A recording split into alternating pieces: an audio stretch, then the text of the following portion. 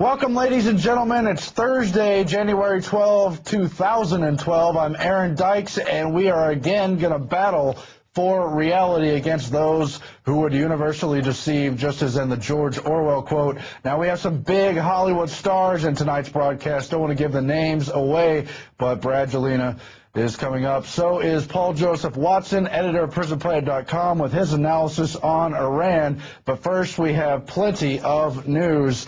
Now, Homeland Security is admittedly monitoring the Drudge Report, the New York Times, social media, and plenty more. And no, it's not because some jihadist is twittering, OBL would have been proud of me for my upcoming attack.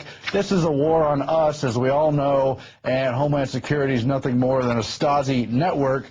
But, of course, we already knew that Homeland Security was spying on the Drudge Report, as well as Infowars and plenty of other places. That came out in December of 2010.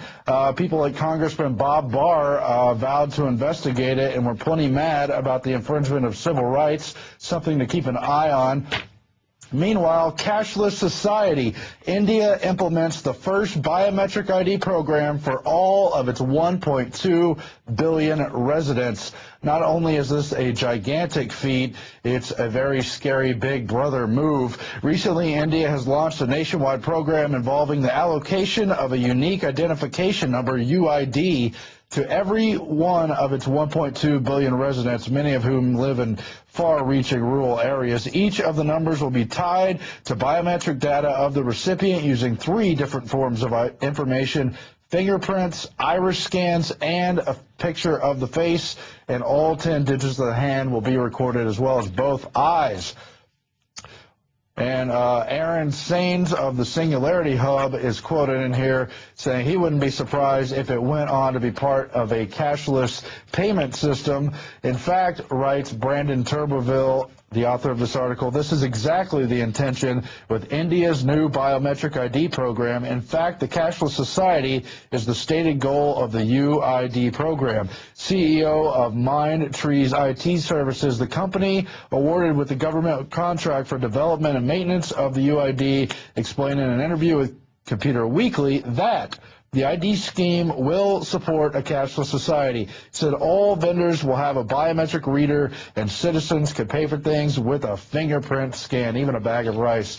Not only is this incredible, it's very sad, especially given the fact that Gandhi, father of the Indian nation, started his protest in South Africa against biometric systems created by the eugenicists, no doubt. Including fingerprint cards and identification cards. They burned them in protest, but now India has turned its back on their founding father and implemented an awful, far-reaching biometric program. And, of course, it's coming to the rest of the world as well. Another test case. Meanwhile, scientists find that people are addicted to computer use, especially on the Internet. Internet addiction has, for the first time, been linked with changes in the brain similar to those people addicted to alcohol, cocaine, and cannabis. In a groundbreaking study, researchers used MRI scanners to reveal abnormalities in the brain of adolescents who spent many hours on the Internet to the detriment of their social and personal lives. They found that the white matter fibers of the brain connected to everything from emotional processing, attention, decision-making, and cognitive control were all affected. And in some ways it's a no-brainer, but at the same time they found that people who are addicted to online games are particularly vulnerable to the addiction, many of them staying up all nights playing it and the rest of it. Meanwhile, Dr. Andrew Wakefield has sued the British Medical Journal and journalist Brian Deere for defamation because he had to, because it's common sense, but they won't tell the truth as usual. The man who has been shamelessly mocked, repeatedly lied about, and cruelly defamed for his legitimate scientific research into the combination of measles, mumps, and rubella MMR vaccine and autism in children. But Dr. Andrew Wakefield is now fighting back against those responsible for viciously denigrating his work and character by filing a lawsuit